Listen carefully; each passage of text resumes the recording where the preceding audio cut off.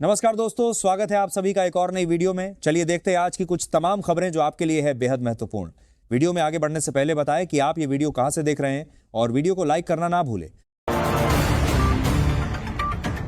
Lockdown की अफवाह पर सरकार का बड़ा बयान। दोस्तों, देश में एक बार फिर डर का माहौल बनाया गया। सोशल मीडिया पर लॉकडाउन की खबरें तेजी से वायरल हुई, लेकिन सरकार ने साफ साफ कह दिया ऐसा कोई प्लान नहीं है। यानी ये खबरें पूरी तरह फेक और भ्रामक हैं। सवाल यह है कि ऐसी अफवाहें फैल कौन रहा है और क्यों बार बार जनता को डराने की कोशिश होती है। संदेश साफ है, घबराएं नहीं, लेकिन सतर्क जरूर रहें। अरविंद केजरीवाल के शीश महल पर सीएजी का खुलासा। दिल्ली की राजनीति में एक नया विवाद खड़ा हो गया है। मुख्यमंत्री आवास के खर्च को लेकर कैग की रिपोर्ट सामने आई है। रिपोर्ट में दावा तय सीमा से कई गुना ज्यादा खर्च हुआ। लग्जरी फर्नीचर और सजावट पर करोड़ों खर्च बताए गए। अब सवाल सीधा है, जनता के पैसे का हिसाब कौन देगा? क्या इस पर जवाबदेही तय होगी या मामला दब जाएगा? यह मुद्दा आने वाले दिनों में और बड़ा हो सकता है। पश्चिम बंगाल चुनाव में सुरक्षा का बड़ा फैसला। इलेक्शन कमीशन ऑफ इंडिया ने बड़ा फैसला लिया है। अब पोलिंग बूथ की सुरक्षा कैफ के हाथ में होगी। मतलब राज्य पुलिस की भूमिका सीमित कर दी गई है।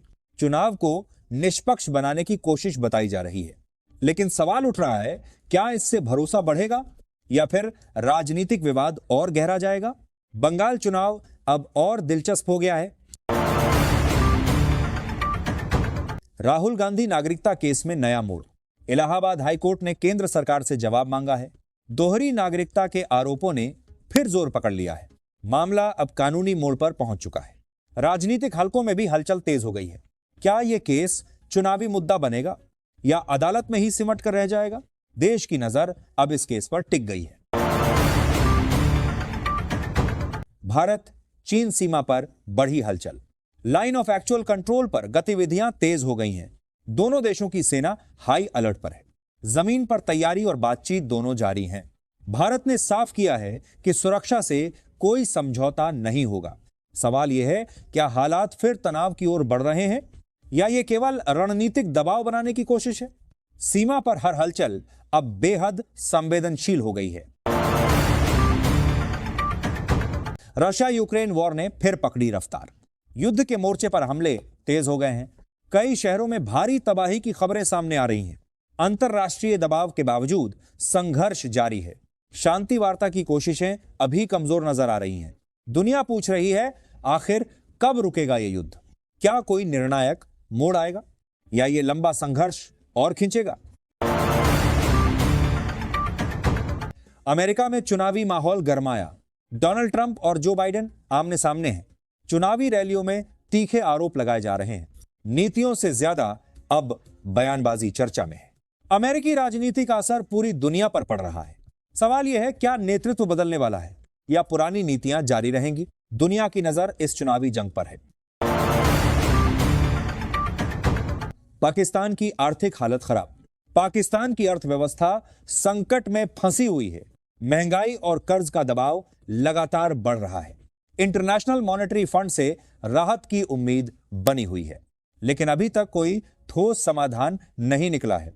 आम जनता की मुश्किलें बढ़ती जा रही हैं। सवाल यह है, क्या पाकिस्तान संभल पाएगा या संकट और गहराएगा? शेयर बाजार में उतार चढ़ाव जारी। बीएसई सेंसेक्स और निफ्टी 50 में मिला जुल्ला रुख देखा गया। कुछ सेक्टर में तेजी तो कुछ में गिरावट दर्ज हुई। निवेशक अभी सतर्क नजर आ रहे हैं। वैश्विक संकेतों का असर बाजार पर साफ दिख रहा है।